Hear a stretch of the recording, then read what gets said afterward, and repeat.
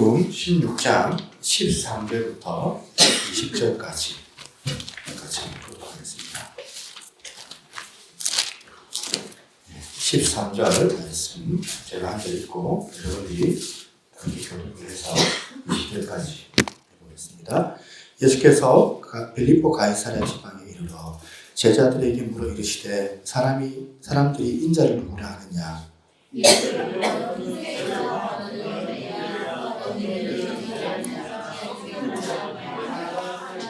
이르시되 너희는 나를 누구라 하느냐.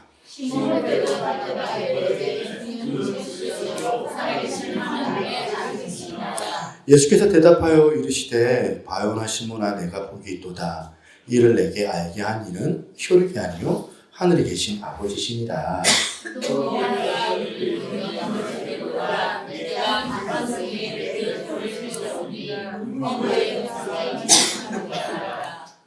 우리 19절 같이 한번 보겠습니다. 시작. 내가 천국 열쇠를 내게 주리니 내가 땅에서 무엇이든지 내며 하늘에서도 낼 것이요 네가 땅에서 무엇이든지 풀면 하늘에서도 풀리라 하시고. 아멘. 19절까지만 말씀드리겠습니다. 네, 우리 옆에 있는 분들 우리 마스크 다 끼셨죠? 인사하시면서 우리 이렇게 반갑습니다. 잘 오셨습니다. 인사하겠습니다. 예. 어떻게 우리 오래간만에 우리 수선아 집사님 오셔서 얼마나 감사하고 또 건명희 씨도 주연이랑 아침 일찍 와가지고 같이 오셔서 얼마나 감사한지 모릅니다. 제일 감사한 건 서윤설 집사님 저 뒤에 우리 같이 왔어요. 우리 막둥이랑 같이 와서 지금 예배드리고 있습니다. 지난 주일날 나눴던 말씀을 이제 연이어서 오늘 같이 나누기를 원합니다. 여러분 지난주에 나눴던 그 말씀 기억나시나요? 교회가 건강하게 하기 위해서는 두 기둥이 필요한데 우선적으로 두 기둥이 복고되어야 되는데 첫 번째 기둥을 제가 소개를 시켜드렸습니다. 첫 번째 기둥이 뭐였습니까? 사랑이었습니다. 그러면서 제가 이제 책 하나를 소개했었죠. 웨인 코데인 예수전도단에서 나온 책이에요. 이 분이 썼던 세상을 가슴 뛰게 할 교회라는 책이 있습니다. 교회는 처음부터 그런데 끝까지 사랑만 있는 공동체다. 그런 표현이 나와요. 그 책에. 교회가 사랑을 잃어버리면 다 잃게 되니까 무엇보다 먼저 이 교회는 사랑의 기둥. 이게 복구되어야 된다는 말씀을 전했습니다.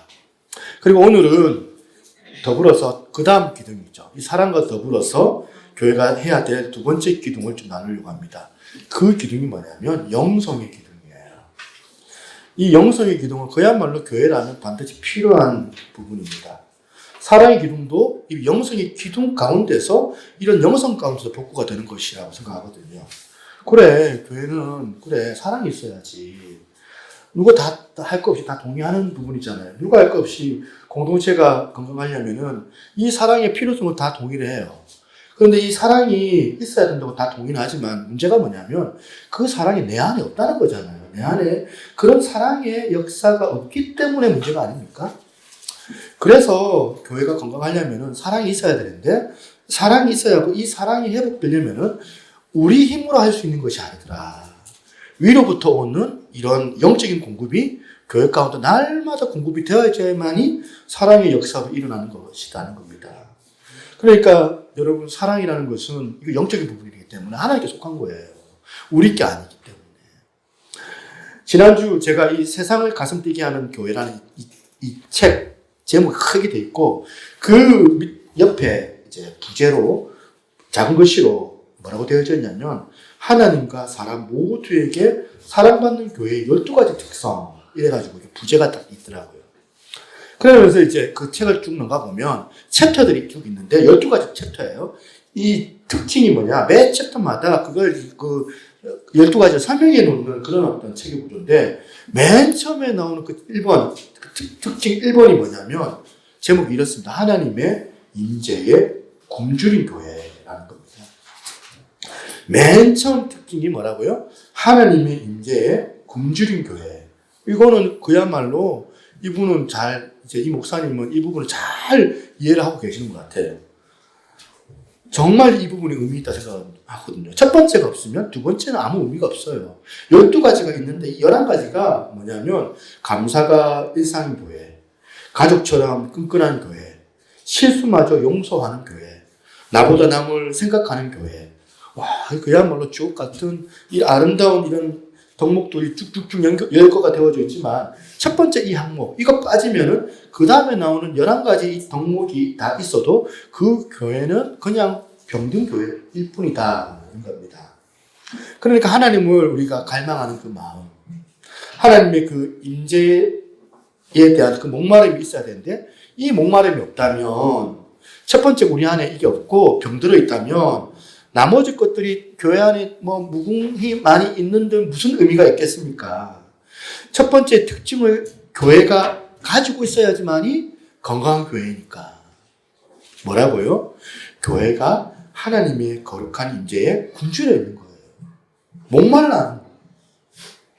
그래서 태생부터 이 교회는 위로부터 내려오는 하나님으로부터 공급받는 곳이에요.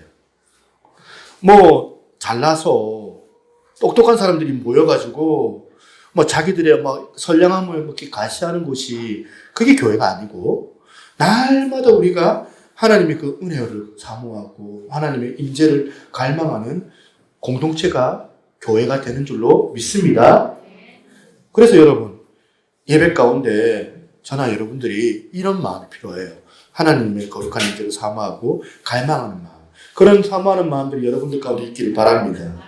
오늘 우리가 함께 모여 드려지는 우리 교회가 정말 뭐 교회 아닌 다른 어느 곳보다 하나님의 그 임재를 갈망하는 교회이면 참 좋겠다 생각을 해요. 우리끼리만 뭐 해본다고 막 맨땅에 헤딩하는 그런 교회가 아니라 막 인간들 잘나가지고 잘난 사람들 모여가지고 막 그렇게 막 하는 그런 교회가 아니라 하나님으로부터 흘러나온 은혜로 공급을 받고 그 은혜로 이 세상을 흘려보내고 세상을 이기고 하나님의 풍성한 사랑을 또 공급받아가지고 그 사랑을 다른 누군가에게 넘치는 사랑을 그렇게 표현하고 그래서 다른 사람들 살려내고 변화시키는 그런 은혜를 체험하는 교회가 될 수 있기를 저와 여러분들이 함께 기도하기를 바랍니다. 영성의 기둥에 관해서 오늘 얘기를 해볼 텐데 오늘 본문 마태복음 16장을 제가 본문을 준비를 한 거예요. 오늘 예수님께서 제자들 특히 베드로를 위시해서 이 제자들에게 예수님께서 교회가 어떤 곳인지를 지금 설명해 주시는 그 장면이 나오거든요. 이 장면에서 교회는 그야말로 영적인 공동체라는 사실을 알 수가 있어요. 제가 이 예수님의 표현 3가지가 나오는데 이 표현 3가지를 오늘 여러분들과 함께 나누기를 원합니다. 예수님께서 교회를 설명을 하시는데 첫 번째 표현이 뭐냐면 18절이에요. 18절에 보시니까 이 반석 위에 내 교회를 세우리니 이 표현이 나옵니다. 마태복음 16장은 예수님의 질문과 제자들의 대답으로 왔다 갔다 하거든요. 예수님께서 굉장히 중요한 질문 2가지를 하세요. 그러니까 첫 번째 예수님께서 하셨던 첫 번째 질문이 16장 13절입니다. 한번 띄워주세요. 예수께서 빌립보 가이사랴 지방에 이르러 제자들에게 물어 이르시되 사람들이 인자를 누구로 하느냐 이렇게 물어봐요. 그 다음에 두 번째 질문이 15절에 나와요. 15절에 뭐라 하냐면 이르시되 너희는 나를 누구로 하느냐. 이 질문 2가지. 이 2가지 질문에서 사람들은 예수님을 인자를 누구로 하느냐. 그리고 또 사람들 말고 너는 나를 뭐라고 하니? 나를 누구로 하느냐. 사실 예수님께서 어떤 의도로 이런 질문을 하셨는지 제가 궁금하게 생각을 해봤거든요. 생각을 해보니까 여기 굉장히 중요한 의미가 여기 나와 있는 거예요. 이 질문에 대해서 2번의 대답을 제자들이 합니다. 14절 말씀. 14절 이렇게 대답을 해요. 이르되 더러는 세례요한, 더러는 엘리야, 어떤 이는 예레미야나 선지자 중에 하나라 하나이다.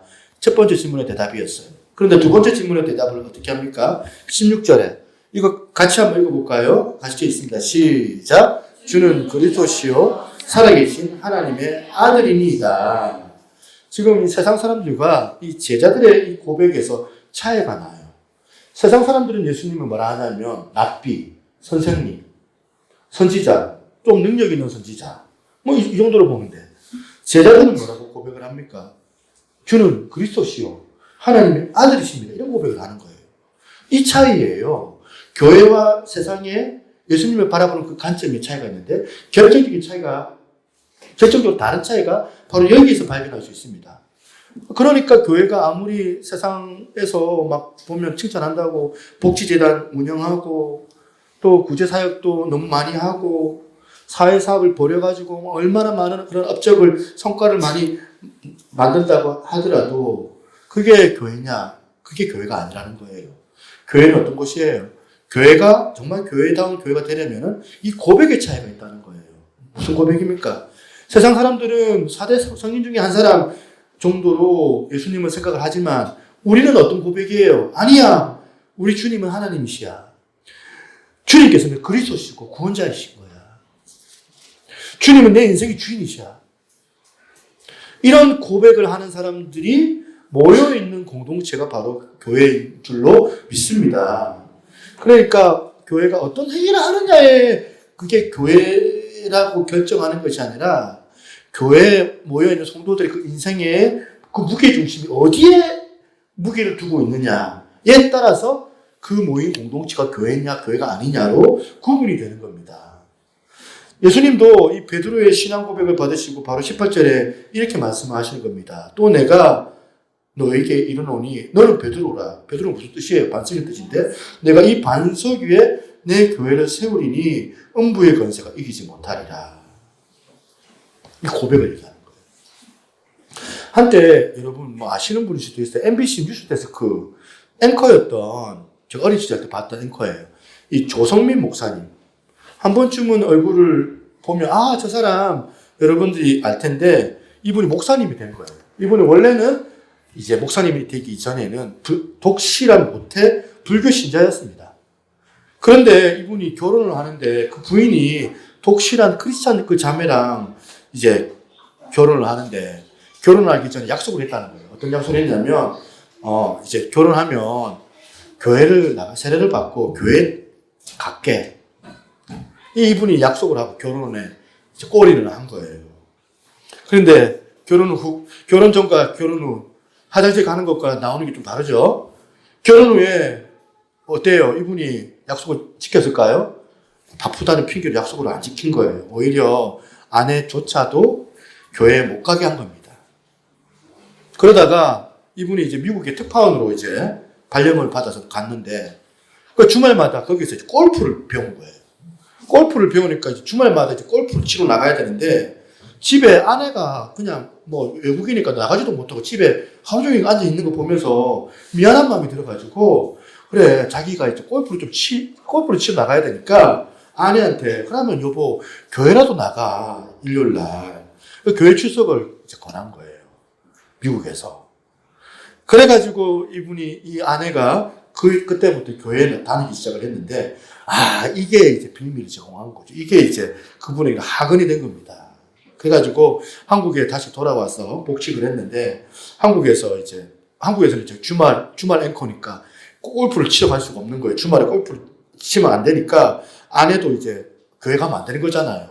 교회 안 가야 되는데 그게 마음대로 안 된 거예요. 이제 뭐 몇 년 동안 미국에서 교회 가는 그런 습관이 되다 보니까 말도 못하고 그 마음에 차지는 않지만 돈만 있지만 어쩔 수 없이 그렇게 아내 교회 나가는 것을 방치했는데 이 아내분께서 점점 이제 가면 갈수록 심해지는 거죠. 교회 일요일만 나가는 게 아니고 점점 찾아들기 시작하더니 어느 날부터 막 새벽에 성경책을 들고 나가기 시작하더라는 거예요.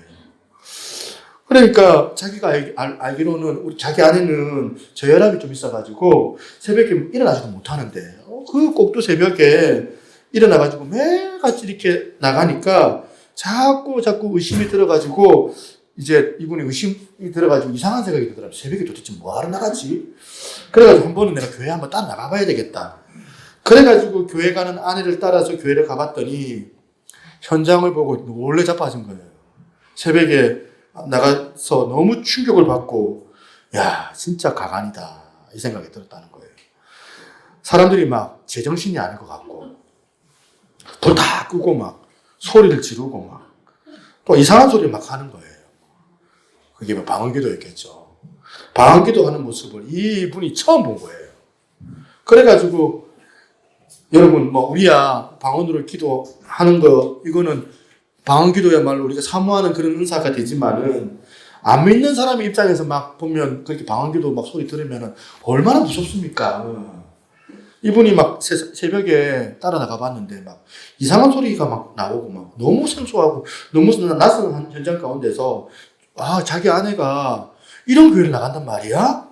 너무 이상한 교회에 출석한다는 생각을 하니까 안 되겠다. 내가 지금 MBC 내가 뉴스데스크 주말 앵커인데 잘 됐다 싶어가지고 내가 뉴스 고발에 내가 이거 취재를 좀 내가 의뢰를 해야 되겠다 해가지고 이 새벽기도 모습을 내가 취재하겠다는 그 마음으로 이제 그런 자료나 이 정보를 모으려고 새벽기도마다 아내를 따라서 교회를 나간 거예요. 그런 식으로 4일 동안 4일째 되는 날 새벽에 뭐 또 막 피곤하지만 일어나가지고 이제 그 교회 가가지고 그것도 뒤에 이제 2층에 올라가가지고 앉아 있는데 도대체 이해가 안 되는 이상한 일이 자기 이제 안에서 이렇게 벌어지게 된 거예요.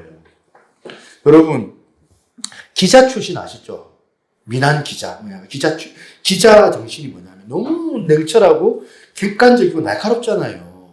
근데 이 사람이 냉철하게 지금 뭔가를 비판하고 지금 교회를 갔는데 지금 은혜 받도록 지금 교회 간 게 아니에요. 사모하는 마음으로 교회 간 게 아니에요. 신문에다가 방송에다가 뉴스 고발 이거 교회를 고발하려고 비판하려고 심층 취재하려고 지금 갔으니까 마음이 이제 사진도 찍어야 되니까 간첩처럼 가가지고 얼마나 긴장이 되겠습니까? 그렇게 예배 현장에 이분이 앉았는데 너무너무 난감한 일이 벌어진 거예요. 그날도 마찬가지로 사람들이 모여가지고 막 노래를 부르는데 그 시간에 노래 부르는 그 사이에 자기도 모르게 자기 눈에 막 눈물이 막 떨어지기 시작하더라는 거예요. 그게 이제 그분이 하신 간증이 뭐냐면 찬송가 539장입니다. 너 예수께 조용히 나가 내 모든 짐 내려놓고 주 십자가 사랑을 믿어 제사함을 너 받으라.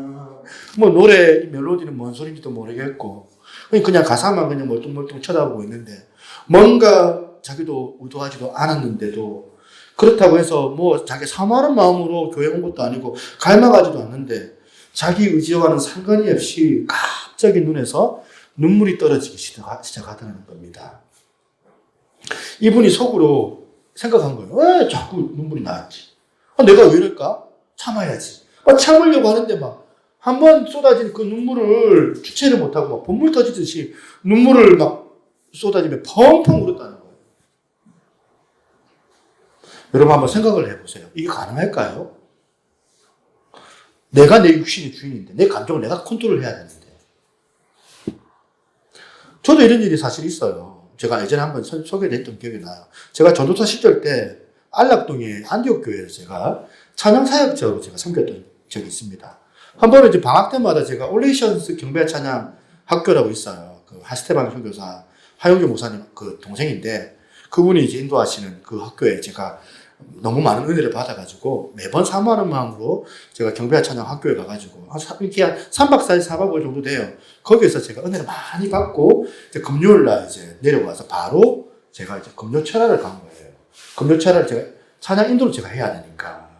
그러니까 우리 청년들 같이 모여가지고 같이 연습을 하면서 연습 시간에 찬양 부르는 거잖아요. 연습 시간에 연습하러 이제 찬양하는 게 아니라 저는 진짜 연습할 때 진짜 하나님 앞에서 찬양을 올려서 이 청년들과 함께 그렇게 연습 시간에 인도를 하고 있는데 저 앞에 문에서 어떤 분이 들어오는 거예요. 그리고 저 나를 한번 찔끔 쳐다보더니만 한참 동안 쳐다보고 자리에 앉는 거예요. 연습 시간 동안 앉아있더만 연습이 다 끝나니까 그분이 저 좀 보자는 거예요.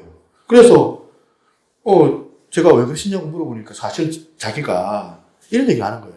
기독교에 대한 반감이 많은 사람인데 술을 한 잔 먹고 이 교회를 지나가다가 음악 소리가 들리는데 너무 시끄럽게 들리는 것 같아가지고 따지려고 조용 좀 하라고 그렇게 뭐라 하려고 교회 예배당에 들어왔는데 그래가지고 소리 들려고 섰는데 왜 자꾸 찬양 소리에 압도가 돼가지고 눈물이 나는데 그 이유를 모르겠다는 거예요. 저한테 물어보는 거예요. 왜 눈물이 나는지 이유를 모르겠다. 그래서 제가 혹시 예전에 교회를 다니셨냐 물어보니까 한 번도 교회 가본 적이 없대요. 그래, 자기는 항상 그 나쁜 반감해가지고 교회에 대한 생각이 있는데 왜 그런지 모르게 눈물이 났다. 그래서 제가 그때 살아계신 그 하나님을 증거하고 복음을 전한 적이 있습니다. 여러분, 영화를 만들어도 아무리 영화를 감동스럽게 만들어도 막 심파극 막 조장하잖아요. 눈물 콧물 다 빼게 해가지고 감동받게 만들겠다. 감독이 의도해갖고 만들어도 보고 있는 내가요. 아, 유치해. 이 생각이 들면서 저 무슨 영화야. 감동 안 받겠다고 결심을 하면 진짜 그 영화 그거 진짜 심파극처럼 느껴지면서 그렇게 보면 하나도 보면 감동이 안 되거든요. 왜? 내가 내 마음에 내 감정의 주인이라서 제 자신이 내 스스로를 감정을 통제할 수 있다고 생각하거든요. 근데 왜 이런 일이 일어날까요? 왜 이런 일이 가능하냐? 교회는요, 영적인 공동체라서 그래요. 이분이 그 이후에, 조정민 목사님 그 이후에 이제 예수 믿기로 결심을 하고 내가 성경을 한번 읽어봐야 되겠다. 자기 표현으로 통독을 5번 했답니다. 자세하게. 통독을, 성경을. 5번 읽고 그분의 표현으로는 자기가 진리를 여기서 만났다. 그렇게 표현을 해요. 이분이 하나님의 말씀을 성경을 읽다가 예수님을 인격적으로 만난 거예요. 그러면서 자기가 이제 책을 하나 냈죠. 그 책에 자기가 예수님을 만났던 그 과정을 좀 피력을 하는 그 표현이 있어요. 자기가 이 기독교를 만약에 그냥 종교였다면, 단지 이 종교였다면 나는 절대로 불교를 떠나지 않았을 거라는 거예요. 이 기독교가 종교였다면. 그러면서 이분이 하시는 묘한 표현이 하나 나옵니다. 한번 띄워주세요. 잘 모르시는 분들 계실까봐. 메타 릴리전. 이런 이제 표현이에요. 이 릴리전이라는 뜻이 종교라는 뜻이고, 메타라는 게 그 위라는 거거든요. 그러니까, 한마디로 말하면 그분의 표현으로 말하자면, 예수는 종교 그 이상의 것이다. 이런 표현이거든요. 메타 릴리전. 그래서, 종교 그 이상의 분. 그 예수 그리스도를 우리가 알기 위해서는 우리가 이 영화를 열고 성경을 읽어야 되는 거예요. 나중에 이 조정민 앵커가 목사까지 됐잖아요. 이걸 통하여서. 저는 이런 사모함이 있어요. 우리 교회도 이런 일이 일어났으면 좋겠다. 예전에 그때는 제가 너무 순수해가지고 하나님께서 그런 역사를 보여주셨는지는 모르겠는데 우리 교회에서는 이런 일이 왜 잘 안 일어날까? 물론 목사님 기도를 많이 안 하셔서 그렇겠죠. 그렇게 생각하실 수도 있는데 저만 할 수 있는 게 아니거든요. 종교생활 그 이상의 주님을 만나는 그 일들이 저와 여러분들 사이에 우리 교회와 가정 가운데 일어났으면 좋겠는데 여러분 현실은 어때요? 잘 안 일어나죠.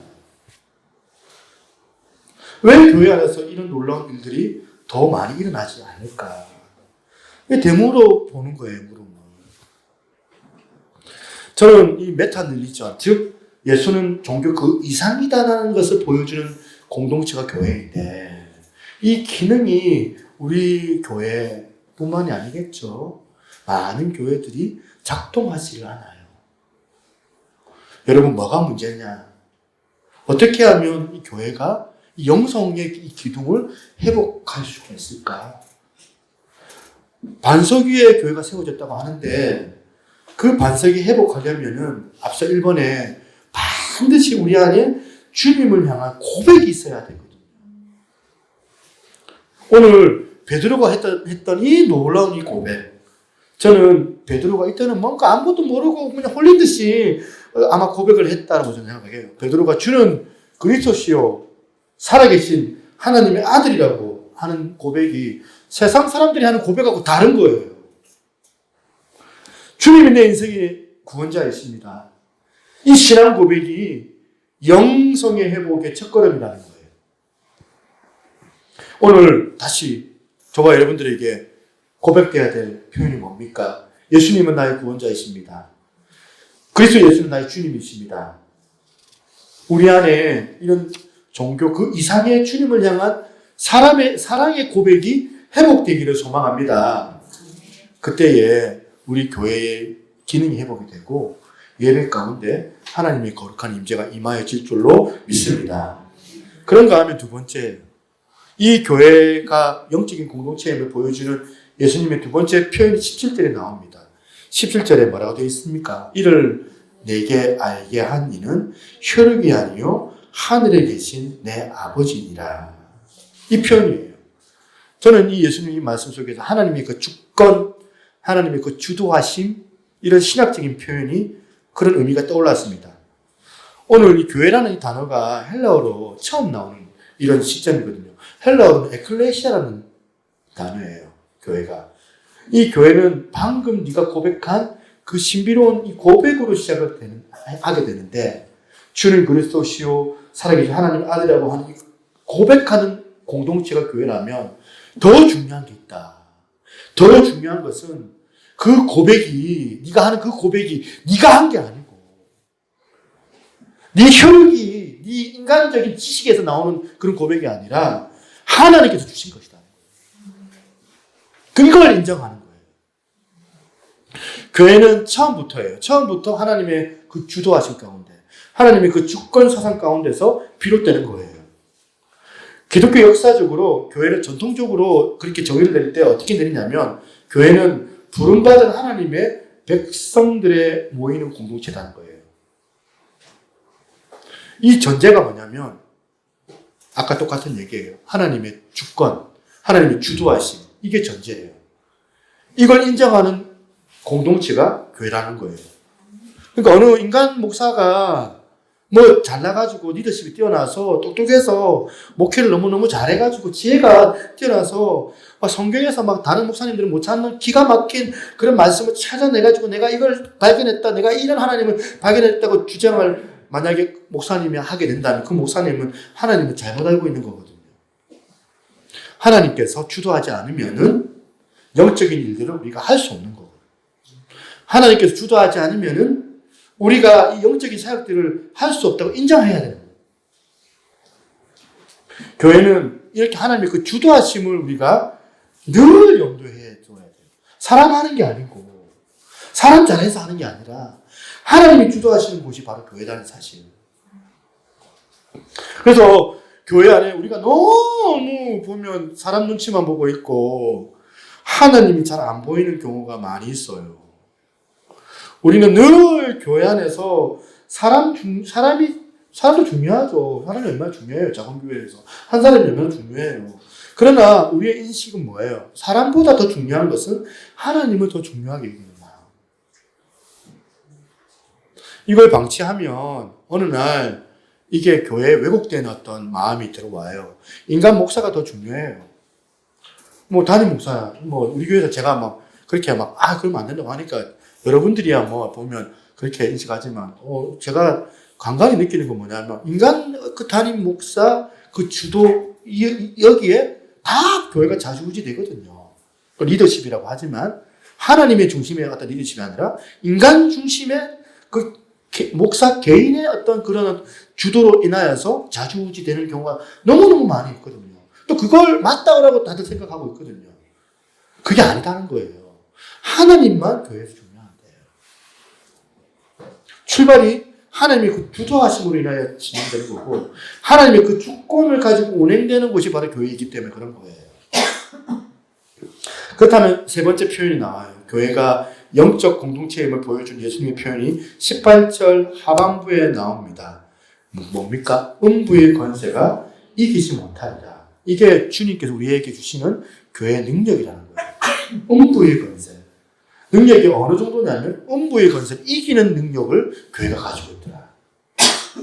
여러분, 교회가 그런 능력을 가지는지 여러분 믿으십니까? 아멘. 크게 아멘 했으면 좋겠습니다. 음부의 권세를 이기는 곳이 바로 교회인 줄 믿습니다. 아멘. 그런데 성경은 그렇게 말하니까 우리는 아멘도 크게 하고 그런가 보다 생각하는데 현실은 어때요? 그걸 잘 못 느껴요. 그러니까 저는 이거 보면 슬퍼요.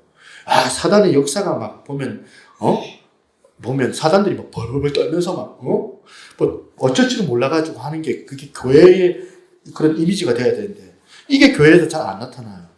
오히려 교회들마다 막 여기저기서 막 무너져 내리는 그런 것을 보면서 우리들이 이 음부의 권세의 위력에 위축을 받을 때가 있어요. 사실 개개인들이 절대로 이 음부의 권세를 어떻게 이겨요? 우리 능력으로는 절대로 마귀를 못 이깁니다. 영적인 존재인데 마귀는, 사단은. 여러분, 음부의 권세가 만만한 존재가 아니거든요. 우리의 일거수일투족을 다 깨고 있습니다. 우리의 감춰진 그 내면의 그 어떤 치부까지 다 알거든요. 그리고 얼마나 교활해요. 얼마나 교활한지 몰라요. 사단은 교묘해요. 사람들을 교묘하게 이간질하고 사람들을 교묘하게 돌아서게 만들고 마음의 상처를 줘서 갈라지게 만드는 달인 중에 달인이에요. 저와 여러분들이 거기에 놀아날 때가 많거든요. 교회들이요, 많은 교회들이 여기에 몸살을 앓고 있습니다. 관계 때문에 힘들어. 상처받았다, 목사님한테. 목사는 성도들한테 상처받았다. 존경하는 그런 목사님이 성추행으로 인해 가지고 넘어질 때도 있고, 분쟁과 다툼으로 갈라지고, 이런 뉴스들이요, 여러분 간간히 보면, 뉴스를 보면 너무너무 절망스러운 거거든요. 그뿐입니까? 교회만 무너집니까? 우리 가정을 보세요. 우리 가정이 깨지는데 음부의 권세가 얼마나 대단한 역사를 행합니까?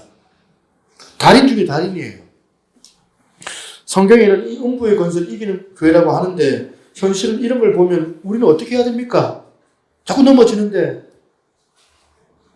어떻게 하면 음부의 권세를 이기지 못하리라는 이 말씀이 정말 실현될까? 어떻게 이 교회가 이런 교회가 될 수 있을까? 이런 교회가 어떻게 하면 회복될 수 있을까? 사도행전 2장 교회가 태동하는 이 1세기 초대교회가 나오잖아요. 2장 후반부 지난주 본문이었습니다만 아름다운 이 사랑의 공동체로 교회가 출발을 합니다. 그런데 그 출발 직전에 사도행전 2장 초반부에 지금 역사가 일어나는데 무슨 역사가 일어나요? 강력한 성령의 인자하심과 그 주도하심이 나와요.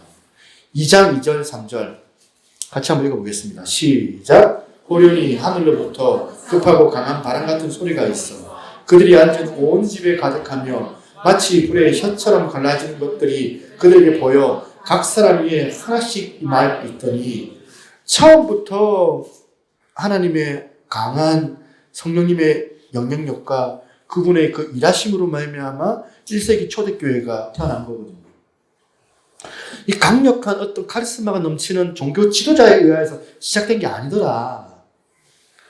그렇게 사도행전 2장 초반에 성령의 강력한 역사하심이 나타나고 후반부에 교회가 그 성령님의 보호하심 가운데서 서로 사랑하고 교회 성도들이 알콩달콩 그렇게 막 보면 서로 나누는 그런 모습을 보이는 겁니다.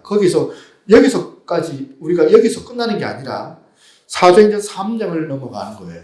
사도행전 3장을 넘어가면 이 베드로와 요한이 성전 미문에 시간을 정해가지고 기도하러 갔다가 그 성전 미문을 지나가다가 사람을 만나는데 나면서부터 못 걸었던 어떤 장애인을 문 앞에서 만나서 이 사람을 고치는 역사가 나와요.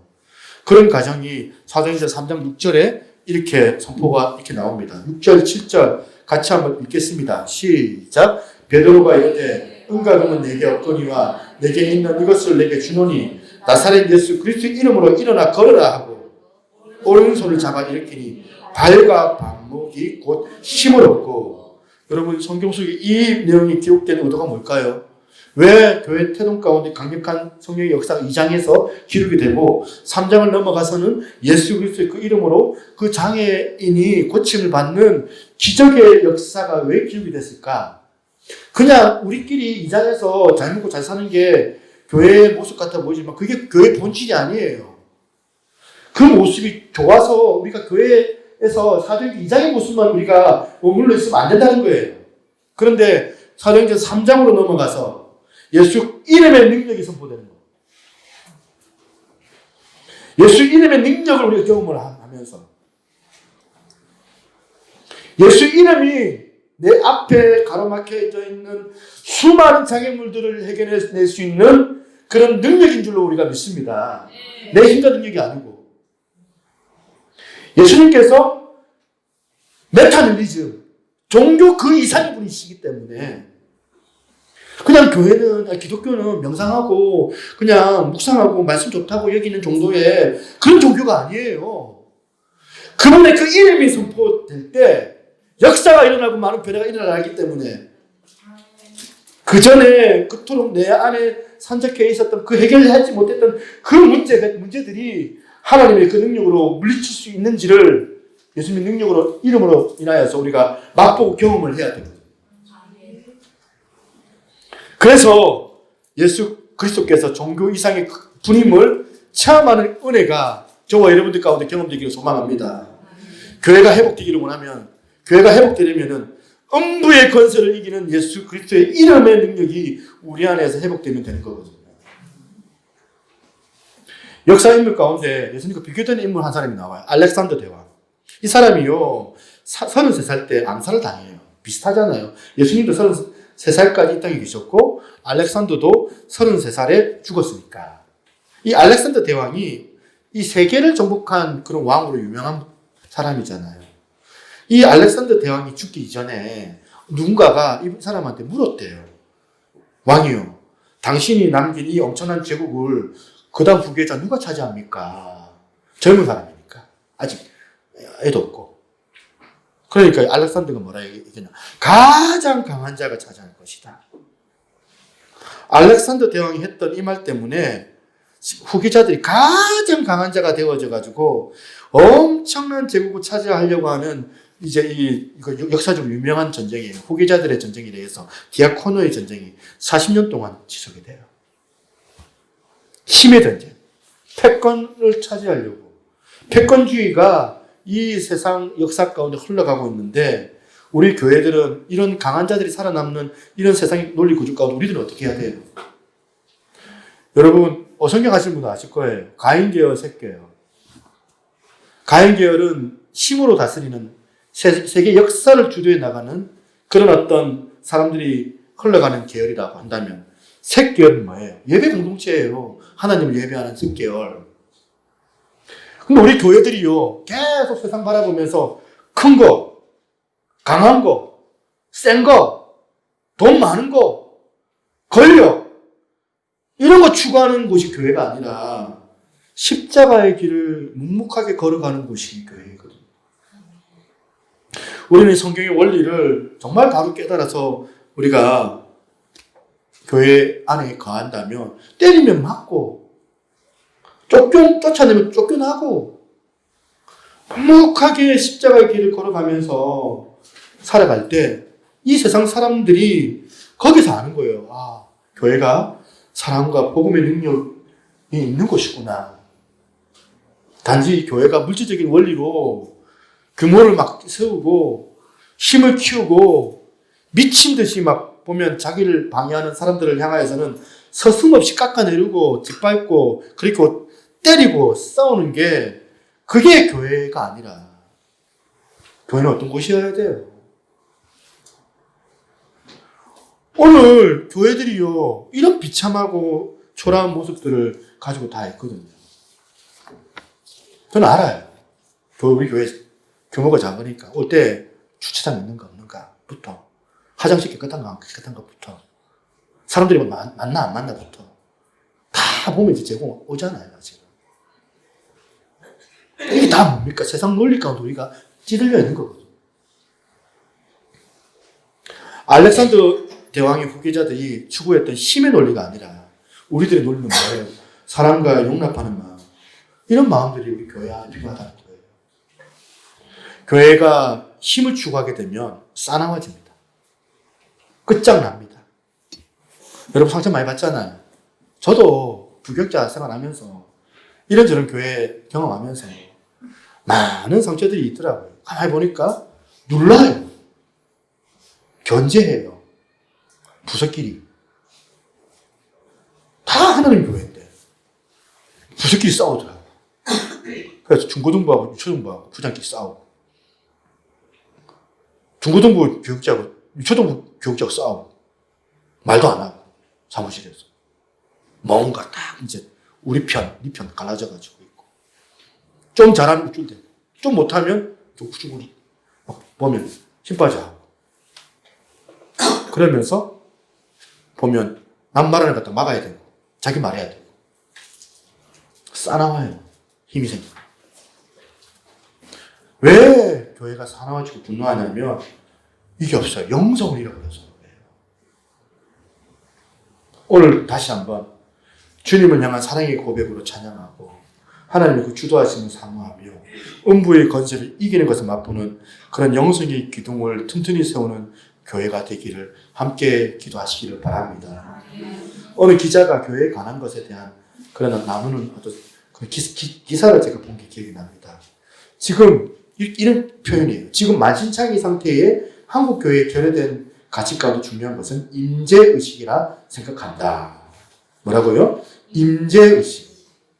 그러면서 이분이 어느 북한의 지하교회에서 믿음 생활을 하다가 탈북하신 여자분의 간증을 소개하시는 거예요. 이 탈북자 여성분이 북한에서는 믿음 생활을 하다 보면 하루도 성령님의 그 임재를 느끼지 않는 날이 없었다고 합니다. 늘 경험을 하는 거예요. 매번. 그러면서 고백하기를 북한에서는 이게 없으면 안 된다는 거예요. 하나님께서 나와 함께 하신다는 이 임재의식이 없으면 너무 예수 믿게 살벌한 곳이기 때문에 이 임재의식 없이는 도저히 신앙생활을 할 수 없는 곳이라는 거예요. 믿음을 지킬 수 없는 것이라는 겁니다. 그러니까 목숨 걸고 하나님의 그 임재를 갈망하는 거예요. 북한은 예수 믿으면은 사형받는 곳이잖아요. 그러니까 매번 매시 매때 함께 하시는 그 하나님 성령님의 그 임재하심을 갈망하고 신앙생활을 하면서 이런 북한에서는 성령님의 그 임재를 그렇게 경험을 했다는 겁니다. 그러면서 그분이 대한민국에 와서 종교의 자유를 누리기 위해서 한국에 왔는데 그 다음 말이 이제 문제시 되는 거죠. 이분이 이런 표현을 하는 거예요. 그런데 막상 한국에 오니 오늘 역사하시는 성령의 역사, 생생한 하나님의 임재를 체험하기가 쉽지가 않습니다. 그것이 괴롭습니다. 북한 지하교회에서는 임재와 강권적인 그 역사를 경험했는데 우리 여기 지금 선교사님들 앉아 계시고요.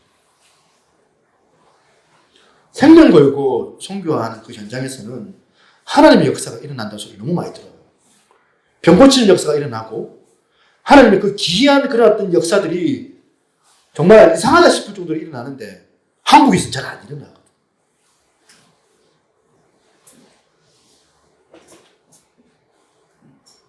왜 한국 교회는 배가 불러가지고 겉모습은 화려하고 인테리어는 번질나서 그렇게 말짱하게 다 갖추고 있는데 정작 우리가 다 갖추고 예배를 드려도 하나님의 임재가 잘 느껴지지가 않는 거예요. 이 간증이 우리가 가슴 아파해야 될 이야기 아닙니까? 언젠가 이거 한국 영화인데 다큐멘터리예요. 나중에 한번 다시 보기를 한번 보세요. 그 블랙 가스펠이라는 이 다큐멘터리 영화가 개봉이 된 적이 있습니다. 한국의 동갑내기 친구 3명이 이 뉴욕의 할렘가에 간 거예요. 그 할렘가에 간 이유는 뭐냐? 흑인들이 많이 거기 가잖아요.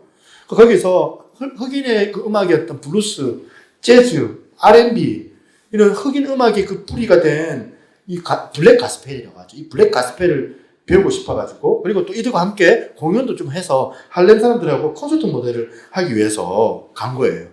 그래서 영화도 찍은 거죠. 마이크를 좀 잡았다고 생각하는 젊은 사람들이 첫 시간부터 거기에 있는 강사한테 엄청나게 깨지는 거예요.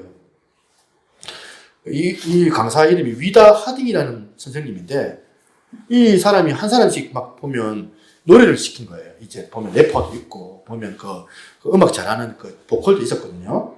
근데 예수로 나의 구주 삼고 이 노래를 이 찬양을 불러보라고 하는데 노래하면 중간에 딱 끊고 막 무섭게 혼을 내는 거예요. 그 한국 사람들한테 뭐라고 혼내냐? 당신 목소리는 참 좋네요.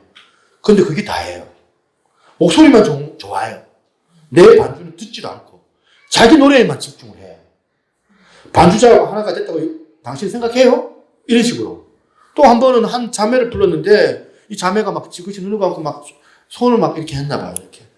그래서 손을 갖고 막 리듬을 막 타고 막 이렇게 노래를 부르니까 갑자기 피아노 반주하던 분이 탁 멈추고 위다 하딩이라는 분이 멈추고 막 신경질적으로 막 질문을 하는데 당신 그 손 왜 흔들어?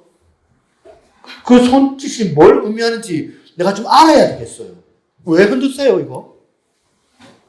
그 손짓이요. 아무런 의미가 없는 그런 손짓이라는 겁니다.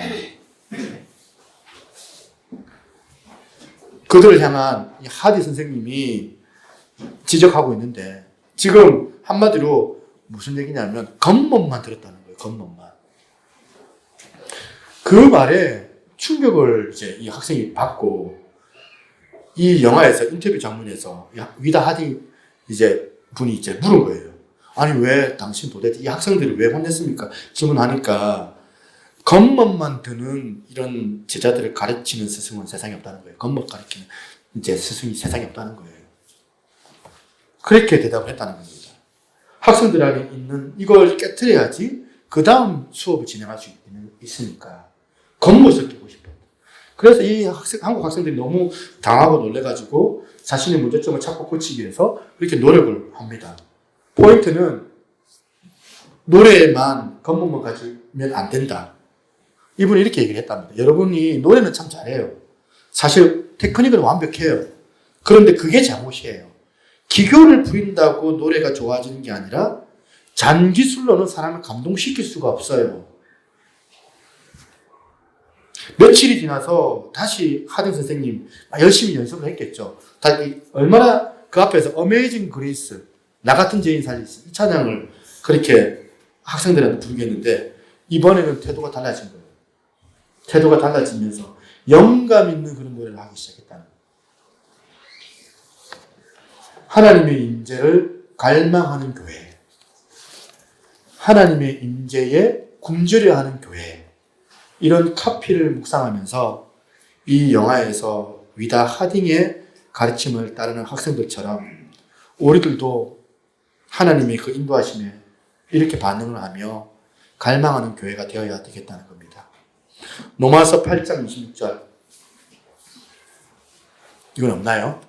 예, 제가 한번 읽어드리겠습니다. 이와 같이 성령도 우리의 연약함을 도우시나니 우리는 마땅히 기도할 바를 알지 못하나 오직 성령이 말할 수 없는 탄식으로 우리를 위하여 친히 간구하시느니라. 오늘 성령님의 그 임재를 갈망하는 마치 위다 하딩 선생님 같이 성령님을 의지하여서 내가 잘한다, 내가 못한다 이런 모든 내 생각을 다 내려놓고 겸손하게 성령님의 그 주도하심을 인정하며 주께만 여쭤보는 그런 영적 회복을 그 갈망하는 시간이 오늘이었으면 참 좋겠습니다. 내 생각, 내 능력 뛰어넘는 영적인 은혜, 영적인 능력을 경험하고 구하는 복된 주님의 백성들이 다 되시기를 주님의 이름으로 축원합니다.